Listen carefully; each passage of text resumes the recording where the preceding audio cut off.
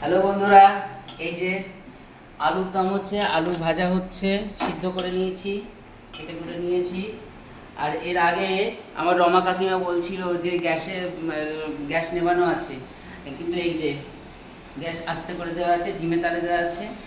এইখানে tomato paste করা আছে, এখানে আদা জিরে পেস্ট করা আছে, এখানে চাল মগজ ভেজানো আছে, আর এই যে হচ্ছে ময়দা মাখা আছে। আজকে স্পেশাল মেনু হচ্ছে আলুর দম আর লুচি, ফুলকো লুচি, গরম গরম ভাজা লুচি হবে আর আলুর দম হবে। তার সঙ্গে আনুষঙ্গিক পরবর্তীকালে আছে মিষ্টান্ন আছে, চাটনি আছে, পাঁপড় আছে। আজকে বিশেষ একটা দিন হচ্ছে যে আমার এক ভাইপো প্রেমে পড়েছে। ওই প্রেমে পড়া উপলক্ষে এই আজকে আমাদের একটা অনুষ্ঠানের আয়োজন করেছে। এখন তো প্রেমে পড়াটাও খুব মানে কি বলবো, ভাগ্যের ব্যাপার, সবার ভাগ্যে জোটে না প্রেমে পড়া।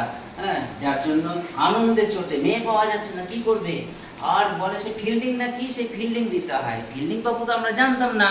হ্যাঁ, সেই এখন ওই ফিল্ডিং মানে বুঝি যে ওই স্কুলের সামনে গিয়ে দাঁড়িয়ে থাকা ঘন্টার পর ঘন্টা, কারোর কাছ থেকে একটা দু চাকা চেয়ে নিয়ে বা এরকম একটা কিছু এ দেখাতে হবে, তো কায়দা দেখাতে হবে। তো যার জন্য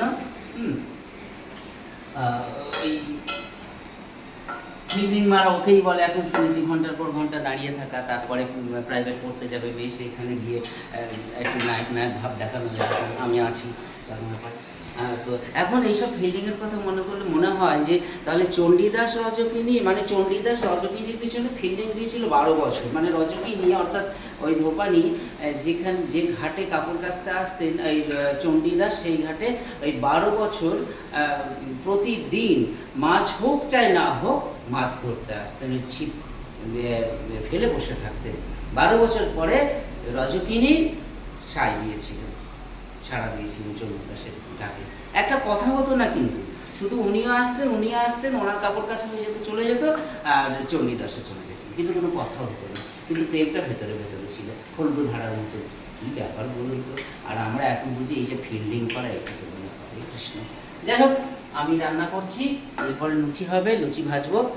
যদি সেটা ভিডিও করতে পারি দেখাবো। ততক্ষণের জন্য নমস্কার, ধন্যবাদ।